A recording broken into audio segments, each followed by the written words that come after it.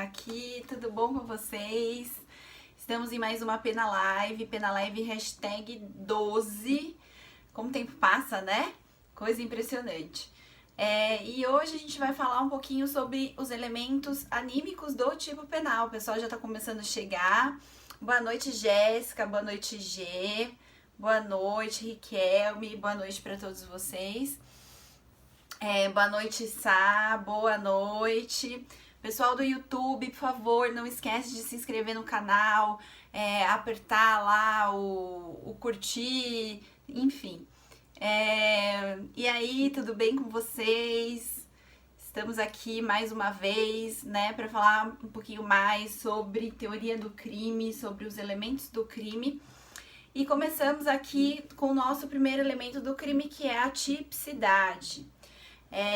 Nós falamos um pouquinho, na verdade a gente já falou bastante sobre tipicidade, né? A gente já falou dos pressupostos da tipicidade, que são a conduta, o resultado e o nexo de causalidade. Nós já falamos aqui também sobre elementos objetivos e subjetivos do tipo penal, na Pena Live passada. E nessa Pena Live nós vamos falar um pouquinho mais sobre os elementos subjetivos do tipo penal. Então bora lá para mais uma Pena Live maravilhosa, né? Todos muito empolgados, estou vendo um monte de gente chegando. E é o seguinte, gente, então aqui, deixa eu falar sobre o material, né? O nosso material, excepcionalmente nessa semana que foi muito corrida, está em vias de ser terminado. Então, tão logo quanto eu termine a live, eu vou também terminar o material e já passo para vocês o nosso grupo do Telegram, tá bom? Então, mas não fiquem aflitos que assim que terminar a Pena Live, uns 10 minutinhos depois eu já termino o material e já mando lá no nosso grupo. Bom, gente, essa Pena Live, ela é extremamente importante. Por quê? Porque os alunos têm muita dificuldade em verificar, em fazer algumas distinções de elementos subjetivos, principalmente em relação à culpa consciente, dolo eventual, diferenciar as espécies de dolo direto, dolo indireto, né, que vai se dividir aí em dolo eventual e dolo alternativo. Então, para a gente entender tudo isso, nós vamos estudar mais uma Pena Live. Vamos lá. Primeira coisa, né, nós estamos aqui falando da tipicidade. E quando nós falamos da tipicidade, nós estamos falando do primeiro elemento do crime. E aí, vale a pena sempre a gente recordar, né, que crime é fato típico, antijurídico, ilícito e culpável. Esse é o principal mantra do direito penal, o principal mantra da teoria do crime. Crime, de acordo com o conceito analítico tripartido, crime é fato típico, antijurídico, ilícito e culpável. São, portanto, elementos do crime a tipicidade, a antijuridicidade ou a ilicitude e a culpabilidade. E o que vem a ser essa tipicidade, que a gente já falou milhares de vezes aqui, né? A tipicidade nada mais é do que a subsunção, ou seja, a ligação, o enquadramento da norma penal com determinada conduta. Lembrando aqui que a conduta é sempre a conduta humana. Quando a gente fala de conduta, nós já imaginamos a conduta humana. Por quê? Porque essa conduta, ela é carregada de vontade. A gente já falou isso de acordo, inclusive, com a perspectiva da escola finalista do direito penal. Vamos lembrar aqui que o nosso Código Penal, ele tem um viés finalista muito grande, embora nós possamos usar alguns elementos do funcionalismo. E o que é, então, o fato típico? O fato típico nada mais é do que o resultado dessa subsunção, o resultado dessa ligação da conduta à norma penal. E aí, dentro de tudo isso, nós temos o dolo. O que é o dolo? Então, quando nós falamos em dolo, nós falamos na vontade. Professora, então o crime doloso é aquele no qual o agente atua com a vontade de praticar o resultado típico? Sim. Só que nós temos que tomar alguns cuidados, porque essa definição, ela é muito geral, ela é muito genérica, né? E aqui vou falar de novo da escola finalista. O nosso Código Penal, ele tem um viés finalista muito forte. E o finalismo, que foi a teoria trazida pelo Hans Welzel, o Hans Welzel falava, né, na teoria finalista da ação ou teoria da ação final. Então, basta que o agente tenha vontade. É necessário, então, pro Welzel, o conceito de ação, ele está intimamente relacionado à vontade do agente, mas não é qualquer vontade. É a vontade finalisticamente orientada para a produção do resultado típico. Lembra que eu dei do exemplo? Lembra o exemplo que eu dei do copo d'água? Então, eu tô aqui, né? O copo de suco tá aqui, copo de chá tá aqui, eu tô aqui. E eu tô com uma vontade danada de tomar esse chá. Mas se eu ficar só aqui pensando, né? Nossa, que vontade, que vontade, que vontade, e não dirigir a minha vontade para a produção do resultado típico, vamos supor que tomar chá seja crime, tá? Se eu não dirijo essa minha vontade interna para a produção do resultado típico, de nada adianta eu ficar aqui olhando para o copo de chá e falando que eu tô com vontade de tomar chá, né? É necessário, portanto, que eu direcione essa minha vontade para a produção desse resultado típico. A partir daí, eu vou causar um movimento muscular, um movimento de todo o meu organismo, no sentido da produção dessa conduta. Vou pegar o copo, vou levar até a boca, vou tomar o meu chá. Então, veja, se tomar chá fosse uma conduta típica, fosse uma conduta prevista por uma determinada lei penal, a partir do momento que eu tomei o chá, pratiquei, então, um fato típico. Tô só acenando aqui para todo mundo que tá chegando. Aqueles alunos que estão chegando pela primeira vez, que eu sei aqui que nós temos alguns alunos novos, é um grande prazer, viu, gente? Prazerzaço, aproveitem essas aulas, aproveitem as Penalives para vocês fazerem um resumão aí de tudo aquilo que é mais importante. Essa parte da teoria do crime, ela é fundamental nos seus estudos da OAB, nos seus estudos da vida, na sua profissão, em tudo que você for fazer. Eu diria assim que pelo menos 70% da prova da OAB, primeira e segunda fase, vai te pedir coisas de teoria do crime. Se não diretamente, indiretamente. Então, pode até ser que a sua prova da OAB peça alguma questão sobre alguma lei penal especial, tráfico, organização criminosa ou tipos penais específicos do Código Penal. Mas se você não souber direitinho a teoria do crime, muitas vezes você não vai conseguir responder. Então, por isso que é sempre tão importante. Dentro dessa vontade manifestada pelo agente de realizar a conduta descrita no tipo penal, nós temos dois elementos. Quais são esses dois elementos? A consciência e a vontade.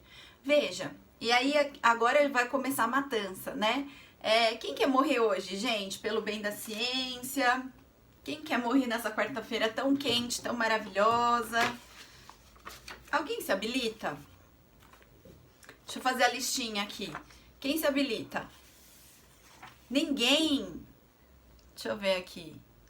Bom, tô esperando Eu vou matar a Márcia. Pronto. Eu lembro que ela já tinha se habilitado na semana passada, né? Então, eu vou matar a Marcinha. Aí, depois, na sequência, eu mato a Rafa. Rafa, sua hora vai chegar, tá? Fique tranquila. Não se aveste, não. Riquelme também. Beleza. Ó, você sabe que quanto mais vocês morrem na minha Penalive, mais pontos vocês vão ter na prova da OAB, né? É uma benção que eu dou, tá? Uma benção final de extrema-unção. Quanto mais morre aqui na Penalive, mais ponto faz na OAB. Bom, gente, então vejam o seguinte. Se eu vou matar... quem que tinha se habilitado primeiro? A Márcia, né? Na verdade, eu habilitei a Márcia. Se eu vou matar a Márcia, e vamos supor que eu mate a Márcia, sei lá, com a facada. Dou lá 5 facadas na Márcia. Veja, para que eu possa ser punida pelo tipo penal de homicídio, Eu preciso, primeiro, ter consciência daquilo que eu tô fazendo e, segundo, ter vontade. Então, veja, se eu não tenho consciência daquilo que eu estou fazendo, se eu pego a faca e vou pra cima da Márcia, porque eu sou sonâmbula e eu tô aqui dentro do meu sonambulismo tendo um pesadelo em que a Márcia vai vir me matar e eu preciso matá-la antes, não haverá a conduta típica, porque não houve consciência. A mesma coisa se não houver vontade. Então, se eu não tiver a vontade de matar a Márcia, se eu desferir os golpes de faca no sentido de, não de matá-la, mas vamos supor que eu confundi a Márcia com um determinado manequim, ou então com uma peça do Museu de Cera, né? E tô dando facada que eu tô pensando que a Márcia não é uma pessoa, aquela escultura do Museu de Cera. E eu acabo matando a Márcia desde que eu comprove tudo isso. E aí, o principal problema do advogado é esse, né? Como que eu vou provar tudo isso? Então, aí, neste caso, também, nós não teremos o dolo, nós não teremos o tipo penal doloso. Aqui, nós temos duas espécies de dolo. Então, nós temos o dolo direto ou determinado e o dolo indireto ou indeterminado. No dolo direto e determinado, existe aquela vontade direta de praticar a conduta e produzir o resultado. No dolo indireto ou indeterminado, não existe a vontade direta. Não existe a vontade direta de praticar a conduta e produzir o resultado. Professora, tá, mas como que a gente vai diferenciar? A gente vai diferenciar da seguinte maneira. Dentro do dolo indireto, nós temos duas espécies de dolo. Nós temos o dolo eventual e nós temos o dolo alternativo. Então, primeiro eu vou falar do dolo alternativo, né? Vamos começar pelo dolo alternativo e depois a gente fala um pouquinho do dolo eventual. O que seria o dolo alternativo? No dolo alternativo, o agente ele não se importa em produzir esse ou aquele resultado. Ele deseja qualquer um dos resultados possíveis. Então, assim, pode ser interpretado pelo seguinte pensamento: eu quero isso ou aquilo. O que vier para mim é lucro. A verdade é muito essa, né? O que vier para mim é lucro. Então, veja, se eu, por exemplo, solto uma granada no ambiente fechado, vamos supor, eu adorava soltar granada na sala de aula, né? Agora que as aulas estão online, isso não faz mais tanto sentido, mas logo mais a gente vai voltar a se ver, né? Logo mais, se Deus quiser, as aulas vão voltar parcialmente presenciais e aí eu consigo finalmente jogar a granada na sala de aula. Mas veja, vamos supor que nós todos aqui estamos numa sala presencial e eu jogo uma granada na sala. A partir do momento que eu jogo a granada na sala, vamos supor que não seja uma sala tão restrita, tão pequena, que seja um anfiteatro, tá? A partir do momento que eu jogo uma granada na sala, eu quero qualquer um desses resultados possíveis. Então, vai ter gente que vai morrer com os estilhaços, vai ter gente que vai perder perna, vai ter gente que vai perder braço, vai ter gente que não vai ficar ferido, porque a partir do momento que eu jogo, o pessoal sai correndo, vai ter de tudo.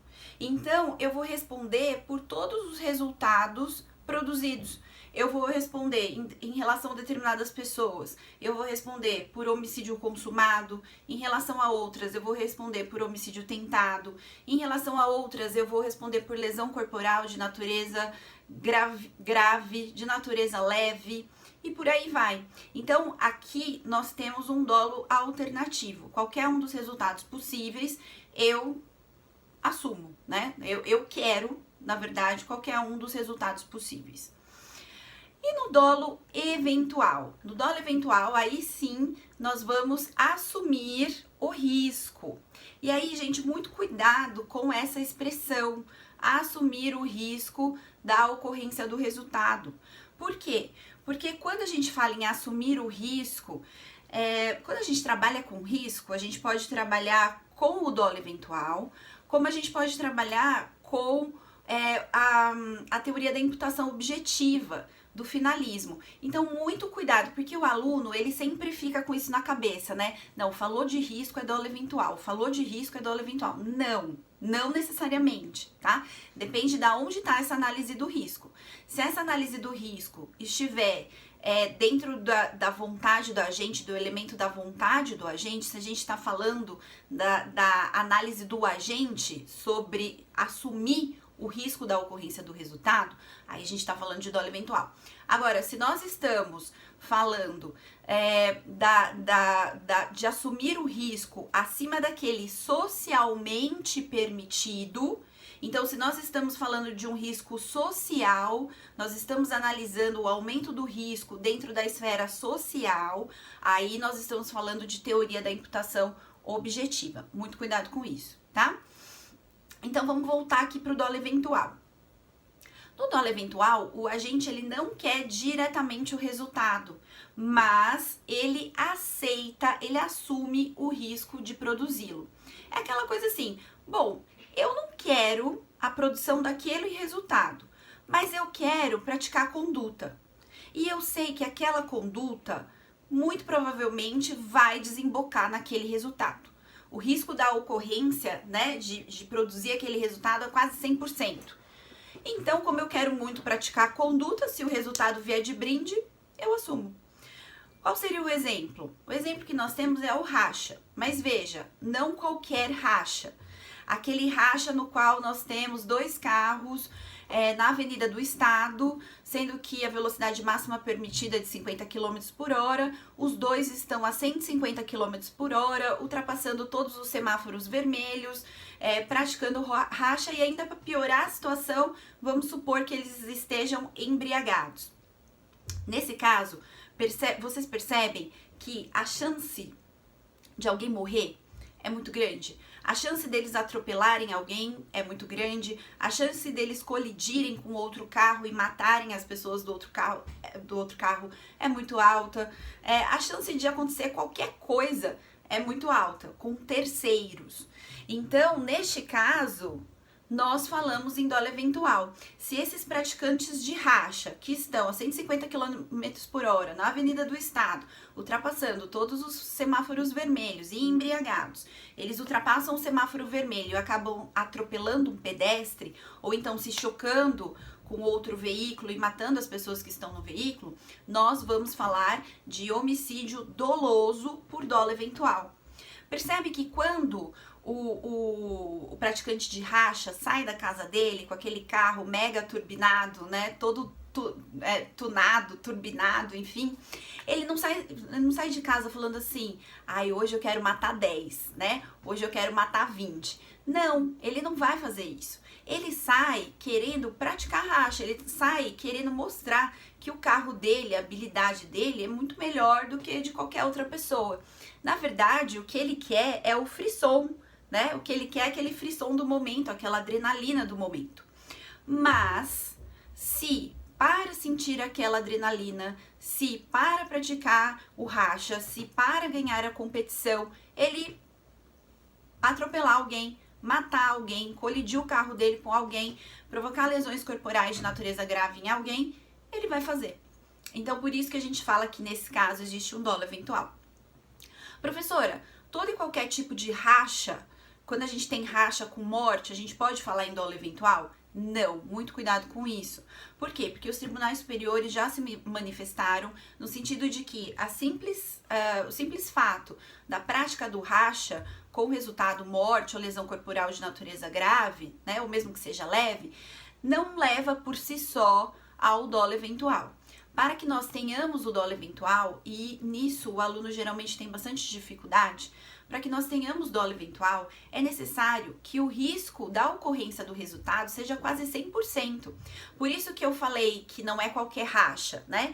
Que é um racha no qual os praticantes estão a 150 km por hora, numa via cuja velocidade máxima é de 50, eles estão alcoolizados, eles ultrapassam todos os semáforos vermelhos, porque é isso, gente, o dolo eventual, ele vai trabalhar com aquelas condutas que geram o risco da ocorrência do resultado em quase 100%. A mesma coisa E aí vou dar um outro exemplo para vocês. A mesma coisa é da brincadeira, né? Que, pelo amor de Deus, isso não é brincadeira, mas a brincadeira de roleta russa. Como que funciona a roleta russa? Você pega uma arma que tenha um tambor, né? Por exemplo, um 38, coloca uma bala no tambor, gira o tambor, fecha, e aí você vai jogar, é como se fosse um jogo muito louco, um jogo com seus amigos. E aí cada um aponta a arma para a cabeça ou para o pé, enfim, nos casos mais, né, de maior adrenalina para a cabeça, e dá os disparos. Então veja, com que você vai jogar o jogo da roleta russa? Você não vai jogar com o seu inimigo. Ao contrário, só vence o jogo. Quando que você vence o jogo? Quando todo mundo faz esse procedimento e ninguém morre. Então aí o grupo todo sai vitorioso, porque todos tiveram aquela adrenalina, aquele frisson e ninguém morreu. Mas se para jogar aquele jogo alguém vier a atirar em si mesmo no meio do caminho e vier a morrer, ou vier a perder o pé, ou perder o braço, ou sofrer lesão corporal, o grupo todo que está jogando vai responder por esse resultado, na forma dolosa.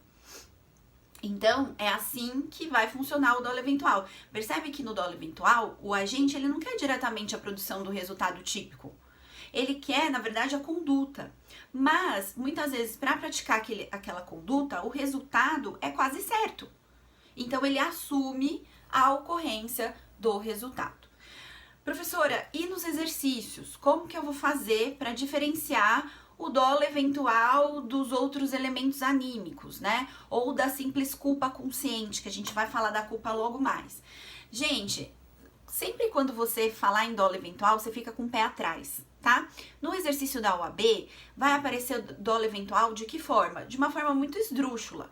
Então, é nesse risco em grau máximo, efetivamente. Vai aparecer assim, um determinado praticante de racha estava numa estrada cuja velocidade era 50, 200 km por hora, ele estava embriagado ou não estava embriagado, mas ele ultrapassava todos os semáforos vermelhos, ou então... num outro caso, um praticante de bungee jump instalou um bungee jump num determinado local, mas ele não mediu corretamente a extensão da corda e ele até achava que a corda era maior do que o que efetivamente necessitava, o elástico, né? Não a corda, mas o elástico era maior do que a altura, mas ele não mediu, porque ele falou assim, pouco importa, o importante é que as pessoas pulem para que elas percam o medo de altura, e aí o primeiro praticante vai pular e acaba caindo efetivamente no chão e morrendo. Então essas condutas assim muito bizarras, muito esdrúxulas, em que a pessoa, o que ela efetivamente quer é a prática da conduta, não é necessariamente o resultado, mas a chance do resultado acontecer é quase 100%. Tudo bem, gente? Tudo certo? Bom, então, a terceira espécie de dolo é o tal do elemento anímico específico do tipo. Eu já falei com vocês sobre o elemento anímico específico do tipo na Penalive passada. E aí eu vou voltar a falar dele com vocês. Na verdade, trata-se de uma espécie de dolo, né? É dolo, só que é um dolo específico, é um dolo determinado, é um dolo especial, a gente pode colocar assim. Como assim, professora? Não é todo tipo penal que vai ter o elemento anímico específico do tipo, ou dolo específico, ele também é chamado de dolo específico. Alguns tipos penais, determinados tipos penais, vão requerer esse tipo de dolo. Então, por exemplo, no caso do furto, no tipo penal de furto e também de roubo, mas vamos falar aqui do furto, a gente precisa do animus rensibi habendi. Animus rensibi habendi. O que é isso? É a intenção de se tornar dono da coisa. Então, veja, o tipo penal, ele fala em subtração. Subtrair coisa alheia móvel. Mas, além da subtração da coisa alheia móvel, é necessário que aquele que subtrai tem a intenção de se tornar dono da coisa, a intenção de dispor da coisa, de usar da coisa, de fruir da coisa, tornando-se, portanto, dono daquela coisa. Professora, como assim? Veja, o animus rensibiabendi, ele é um elemento anímico específico do tipo penal. E é ele quem vai diferenciar o tipo penal de furto de um simples empréstimo. Vamos lembrar aqui que o simples empréstimo, ainda que não seja de vontade da vítima, ele não caracteriza o tipo penal de furto. Em outras palavras, não existe o furto de uso no Brasil. Então, se, por exemplo, eu pego um celular sorrateiramente, tá, gente? Não precisa de nada muito elaborado, não. Sorrateiramente, eu pego o celular de alguém porque eu quero mandar uma mensagem e o meu tá sem bateria, ou então porque eu não quero ser descoberta no meu celular. E aí eu pego o celular de alguém, sorrateiramente, aquela pessoa não tá nem sabendo. Na verdade, eu na mão grande vou lá na bolsa de alguém e pego aquele celular, mando a mensagem para quem eu quero mandar, uso os dados de Wi-Fi de um determinado local público com Wi-Fi público, pego novamente o celular e deposito no mesmo local aonde eu peguei, dentro da bolsa de alguém, eu não pratico o tipo penal de furto. Por quê? Porque me faltou, nesse exemplo, o tal do animus rensibiabendi. Em nenhum momento eu tive a intenção de me comportar como dona da coisa. Eu queria simplesmente usar a coisa e eu restituir no seu devido lugar, antes até que a vítima desse conta. Então, nesse caso, se eu for flagrada pelas câmeras de um shopping, por exemplo, eu não vou praticar o tipo penal de furto porque me falta esse elemento anímico específico do animus rensibiabendi. O animus rensibiabendi, ele também vai acontecer, por exemplo, no tipo penal de estelionato. Então, no tipo penal de estelionato, o que acontece? Eu vou empregar um artifício, um ardil ou qualquer outro meio fraudulento com a intenção de ter a vantagem indevida. Essa intenção de ter a vantagem indevida é elemento anímico específico do tipo. Professora, como que eu vou saber quando o tipo penal tem elemento anímico específico ou não? Gente, nós temos algumas expressões que nos ajudam. Elas acendem a luz amarela, né, do elemento anímico. Então, expressões como para, a fim de, com o objetivo de, todas essas expressões, elas são indícios, elas indicam a possível existência do elemento anímico específico do tipo penal. E aí, isso exige uma análise mais acurada. Mas fiquem tranquilos que conforme a gente for avançando e a gente for indo para a parte especial do Código Penal, estudar os tipos penais, quando vocês forem estudar os tipos penais, no próprio estudo, os livros e a doutrina já traz quais são os tipos penais que têm o elemento anímico específico e quais são os tipos penais que não têm esse elemento anímico específico. Riquelme tá falando aqui, né?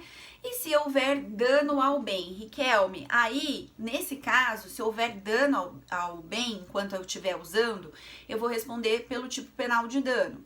Ah, professora, mas e no caso do carro? O caso do carro, ele é bem emblemático, né? Furto de carro, furto de uso de carro. Então, veja, muitas organizações criminosas fazem isso.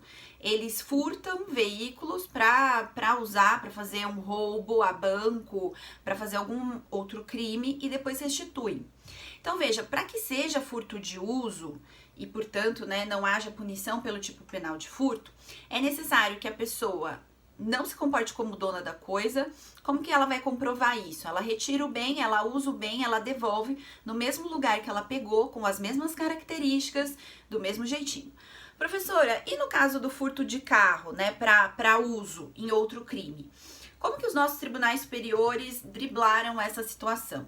O STJ entendeu o seguinte, que o furto de uso de carro em si não é crime, mas o furto do combustível seria crime.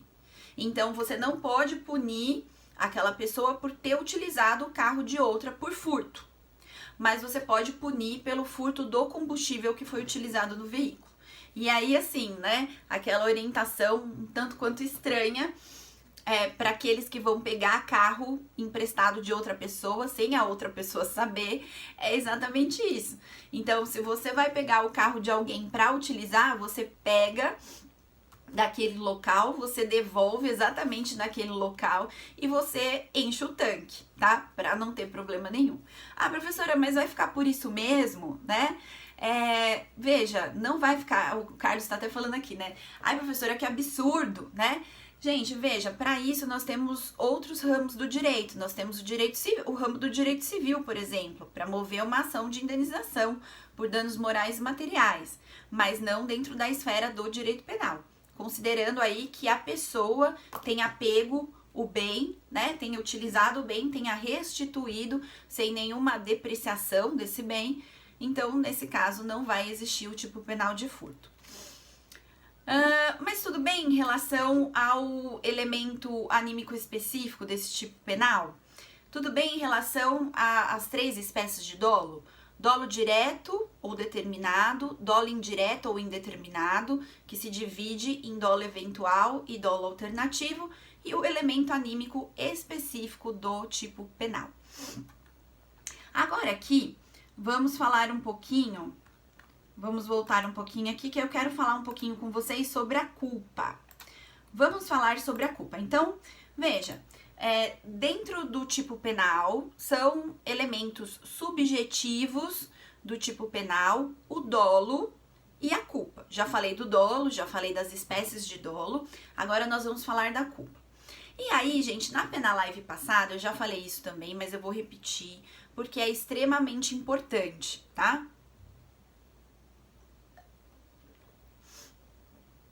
Em primeiro lugar, o que é a culpa? A culpa é a quebra do dever de cuidado. Então, quando eu pergunto para os meus alunos, nas aulas, eu falo assim, gente, qual é a diferença entre um crime doloso e um crime culposo? E aí eles falam assim, professor, é muito simples.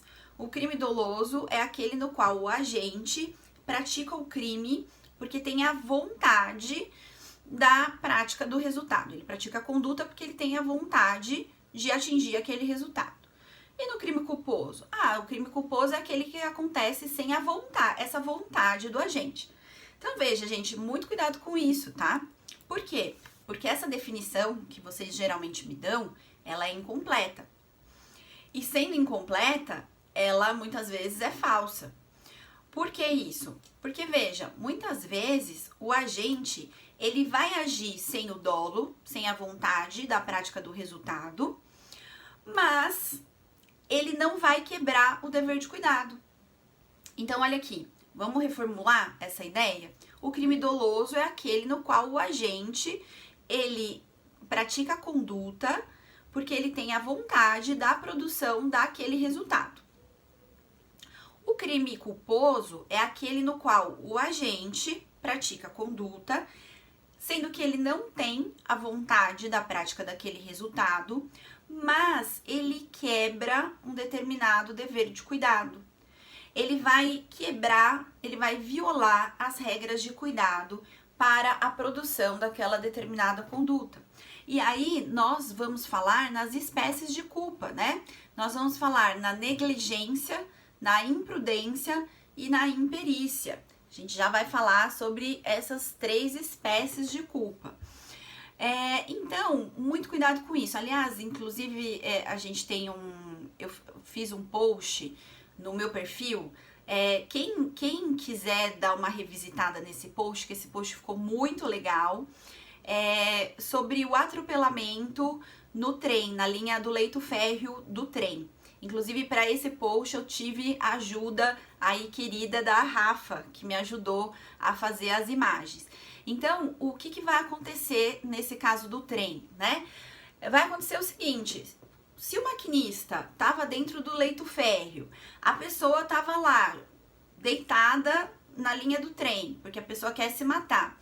O maquinista não quer matar o pedestre. E aí, ele pratica todos os procedimentos de segurança.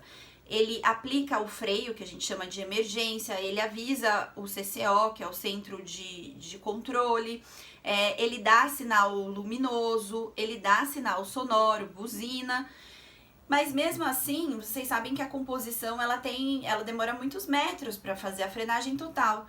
Então, pode ser que mesmo tomando todos esses cuidados, a composição acabe atropelando aquele pedestre que está ali, né, deitado no leito férreo.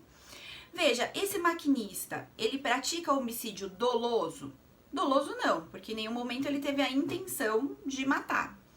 Ele vai praticar homicídio culposo? Bom, aí a gente tem que ver se ele quebrou alguma regra de cuidado. Ele estava acima da velocidade permitida? Não, ele não estava. Ele tomou todos os procedimentos, adotou todos os procedimentos de segurança para aquela situação? Ele adotou. Então, como que ele vai responder por crime culposo, se não teve culpa? Neste caso, haverá um simples acidente. É o acidente real, né? Aquele que acontece sem dolo e sem culpa por parte do motorista, tá? Então, muito cuidado com isso. Quais são os elementos da culpa? Nós temos dois elementos da culpa, né? Nós temos a previsibilidade objetiva e a quebra do dever de cuidado. O que seria isso, gente? Bom, o primeiro elemento da culpa é a quebra do dever de cuidado. Sempre, sempre, sempre, quando eu falo em crime culposo, sempre, sempre, sempre, quando eu falo em culpa, eu estou falando na quebra do dever de cuidado. A pessoa age quebrando determinado dever de cuidado. Mas, além disso, eu preciso da previsibilidade objetiva. O que é essa tal de previsibilidade objetiva?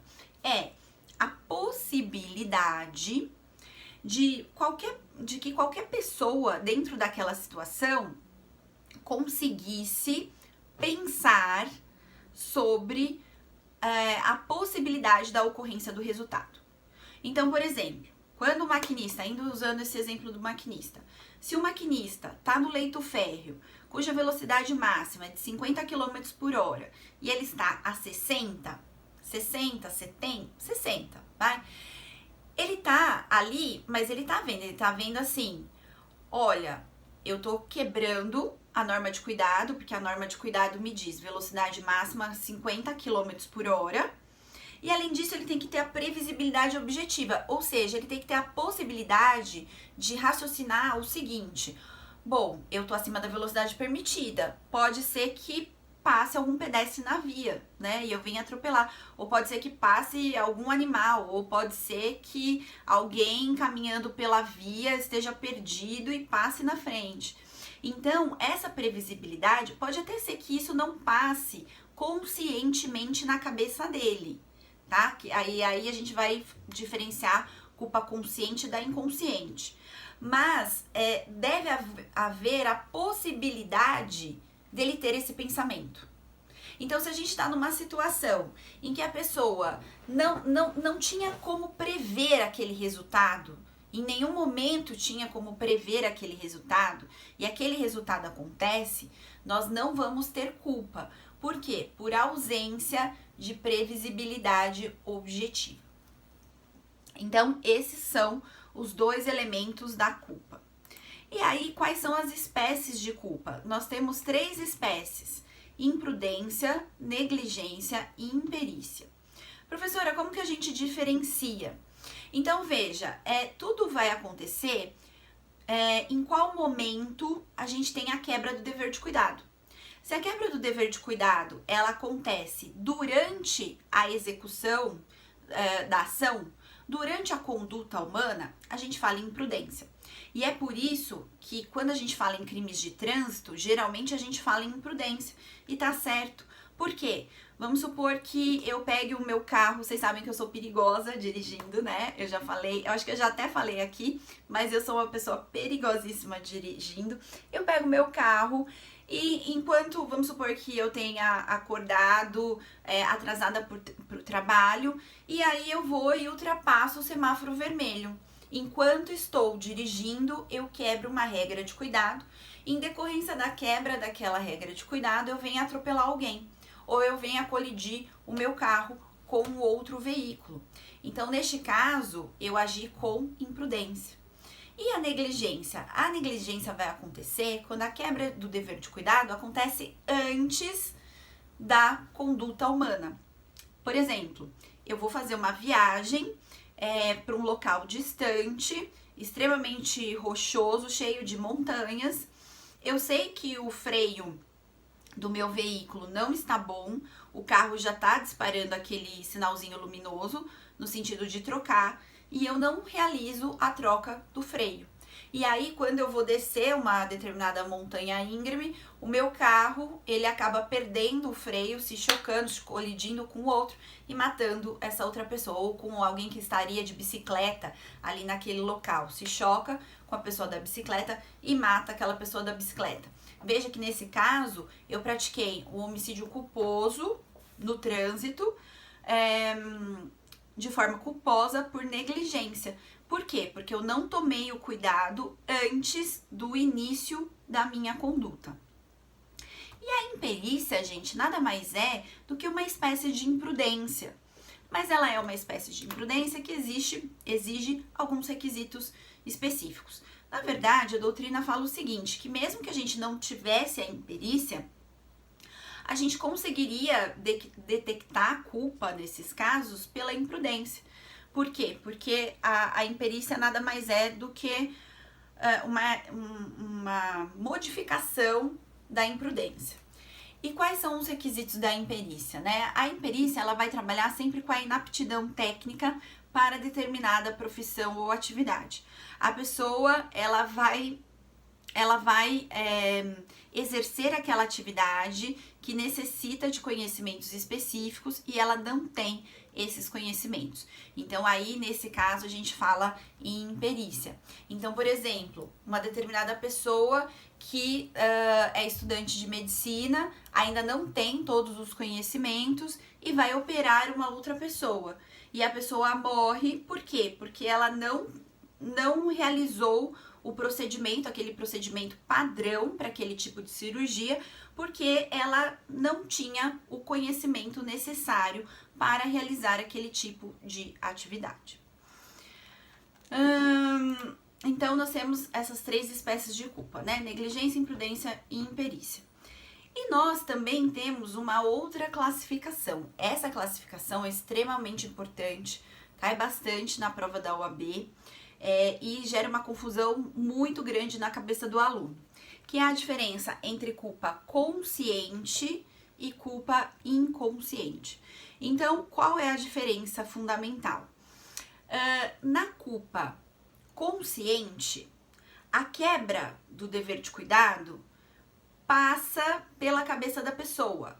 Ela sabe que ela está quebrando uma determinada regra de cuidado, mas ela entende que com a habilidade dela, com a aptidão dela, nada pior vai acontecer. Então, por exemplo, vamos usar o mesmo exemplo da Heloísa com o carro, né? E aí nós vamos matar a Rafa, tá, Rafa? Eu tô saindo com o carro de casa, eu tô atrasada pra ir pra aula no período da manhã, e aí eu avisto um determinado semáforo.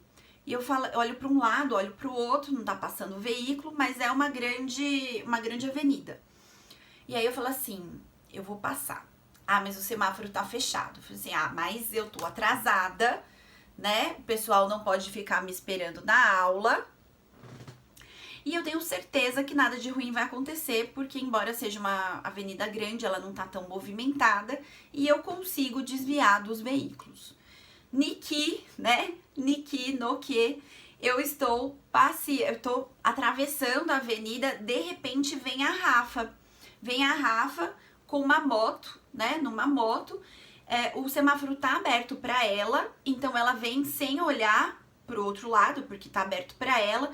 Ela tá vindo e eu choco com ela, atropelo a Rafa sai quicando no meio da avenida e acaba morrendo atropelada pelo meu carro. Veja que aqui trata-se de uma culpa consciente. Por quê? Porque eu olhei o semáforo, eu vi que estava fechado. Só que eu vi também que eu estava atrasada, eu vi que eu poderia quebrar essa regra de cuidado e na minha cabeça nada de ruim aconteceria. Qual é a diferença da culpa consciente para a culpa inconsciente? Na culpa inconsciente, o agente não prevê a quebra da regra de cuidado. Então, o que vai acontecer? Eu passo no semáforo e eu nem olho que tá vermelho. Sabe aquela coisa assim que você tá tão distraído, você tá no carro, né? Você tá tão distraído que você passa que você nem olha o semáforo, quando você vê você já passou? Isso é culpa inconsciente. Então, não existe a previsão, o agente não prevê o que era previsível. Ele não consegue prever naquelas circunstâncias. Essa é a principal diferença entre culpa consciente e culpa inconsciente. Na culpa consciente, o agente prevê, ele prevê a possibilidade do resultado. Ele olha o semáforo vermelho, ele vê que tá vermelho, ele vê que ele quer passar, ele vai passar, mas ele fala assim, não. Aí, né, fala assim, mas eu posso atropelar alguém, alguma coisa pior pode acontecer. Aí ele volta e fala assim, não, mas nossa, eu dirijo muito bem há muitos anos, né? Então nada de ruim vai acontecer, se alguém passar, eu desvio. E aí não consegue desviar e efetivamente acaba atropelando e matando uma pessoa. Na inconsciente, o agente ele nem se dá conta da ocorrência do resultado ou da quebra do dever de cuidado. Bom, então, quando que o crime culposo... antes de eu falar quando o crime culposo poderá ser punido, deixa eu falar da diferença, que é uma diferença muito espinhosa, entre a culpa consciente e o dolo eventual, tá, gente? Então, seguinte, professora, qual a diferença entre a culpa consciente e o dolo eventual? Na culpa consciente, o agente prevê, ele sabe que ele tá quebrando a regra de cuidado, ele prevê a ocorrência do resultado, morte, por exemplo, por atropelamento, mas essa possibilidade não é um risco quase 100%. Na verdade, quando a gente trabalha com essa diferença entre culpa consciente e dolo eventual, a gente está falando em porcentagem, probabilidade daquilo acontecer. No dolo eventual, a probabilidade é quase 100%. Então, no dolo eventual, a regra é de que vai acontecer. Só não vai acontecer se a pessoa tiver muita sorte, tá? A probabilidade da ocorrência, assim, 90% para cima. A gente pode medir assim.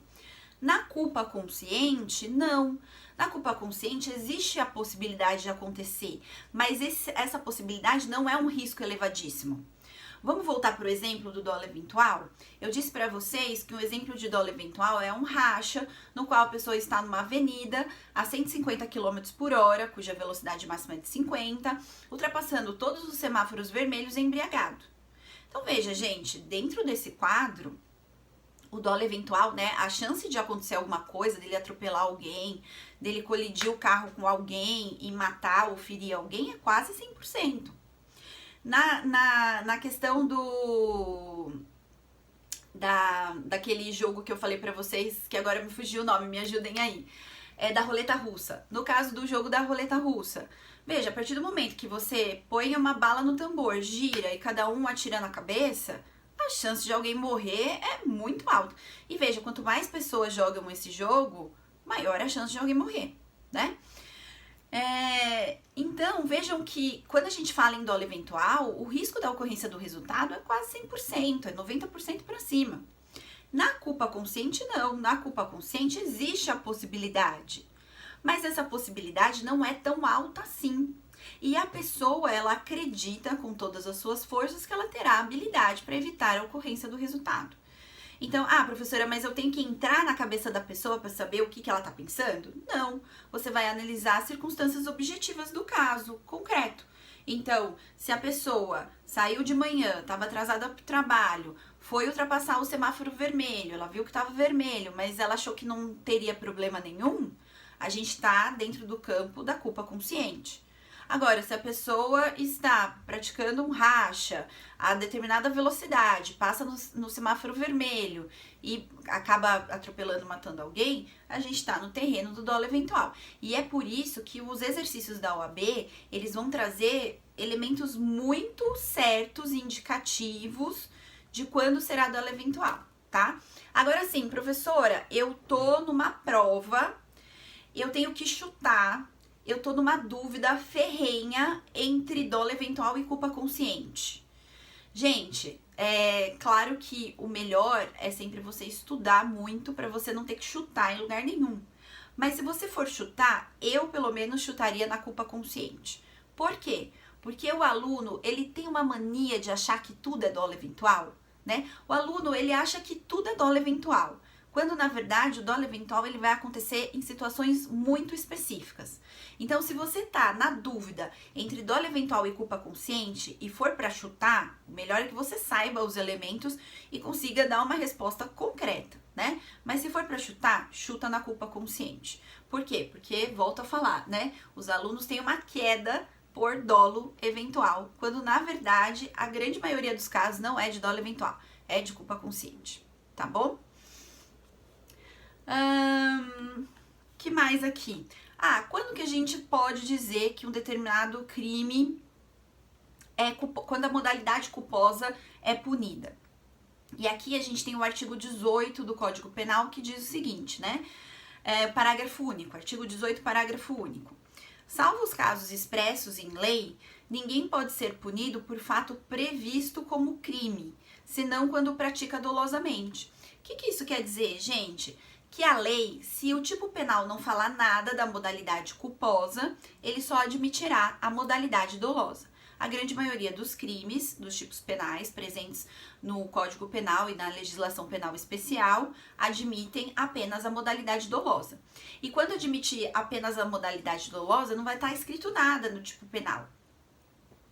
Como, por exemplo, o roubo, como, por exemplo, o furto, né? Na verdade, a grande maioria dos tipos penais presentes na legislação penal.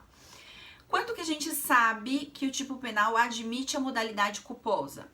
O próprio tipo penal vai trazer isso no seu texto.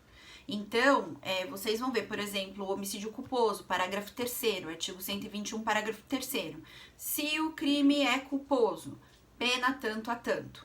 Então, aí vocês sabem que aquele tipo penal admite a modalidade culposa. E aí, para fechar, gente, falar um pouco de crime préter doloso. O que é o crime préter doloso? É aquele no qual o agente age com dolo na conduta antecedente e culpa no resultado agravador. Então, o crime préter doloso é aquele no qual o agente age com dolo na conduta antecedente e culpa no resultado agravador. Como assim, por exemplo, professora? Vamos supor o seguinte, estupro seguido de morte. Então, quando que a gente sabe que o estupro seguido de morte é préter doloso? Porque o agente tem a intenção de estuprar a vítima, mas por agir com culpa durante a execução do crime, por empregar uma violência muito grande, no sentido, vamos supor, no sentido de imobilizar a vítima, estrangular a vítima, imobilizá-la para que ele consiga praticar o ato libidinoso, ele acaba estrangulando e matando a vítima asfixiada. Ou então ele acaba se excedendo de alguma forma na violência e matando a vítima durante a prática do crime. Então veja que nesse caso não havia a intenção de matar a vítima. Vamos supor uma determinada situação em que a vítima era inclusive uma pessoa da família do estuprador. Ou então uma pessoa querida da família e querida do estuprador. E ele não queria a morte daquela vítima de forma alguma, mas ele acabou se excedendo na violência e acabou matando a vítima. Então aí nesse caso ele vai responder por estupro seguido de morte, e aí nós teremos a figura do crime préter doloso, porque houve dolo em relação à conduta antecedente e culpa, que é o estupro, né? E culpa em relação ao resultado agravador, que é a morte da vítima. Todo latrocínio é préter doloso? Latrocínio é o roubo seguido de morte. Cuidado com isso, gente. Nem todo latrocínio é préter doloso. Por quê? Porque nós podemos ter o latrocínio no qual o agente, ele quer o roubo, ele rouba, e aí ele vê a vítima ali, ele fala assim, não, deixa eu queimar esse arquivo, né? Deixa eu matar essa vítima pra queimar arquivo, pra que ela não dê com a língua dos dentes depois e me reconheça. Então aí, nesse caso, nós teremos um latrocínio, mas o latrocínio não será préter doloso. Como nós podemos ter o latrocínio préter doloso? no qual o agente ele vai praticar o roubo, ele está sem arma de fogo, ele acaba imobilizando a vítima, enforcando a vítima para poder tirar a bolsa da vítima, só que ele excede muito no tempo do enforcamento e ele acaba tirando a vida da vítima. Então, nesse caso, nós teremos latrocínio, roubo seguido de morte, e esse latrocínio será prazer doloso, o roubo doloso e a morte culposa. Então, gente, é isso, tá? Um beijo grande pra vocês, fiquem com Deus, uma ótima semana. A gente se encontra na quarta-feira que vem, tá bom? Beijo, beijo, beijo, beijo grande. Só consegui matar a Marcinha e a Rafa hoje, né? Semana que vem, Riquelme, semana que vem é a sua hora, tá? Você já vai aí fazendo a novena, se preparando, entrando em conexão. Semana que vem é a sua vez. Beijo, gente. Até mais. Tchau, tchau.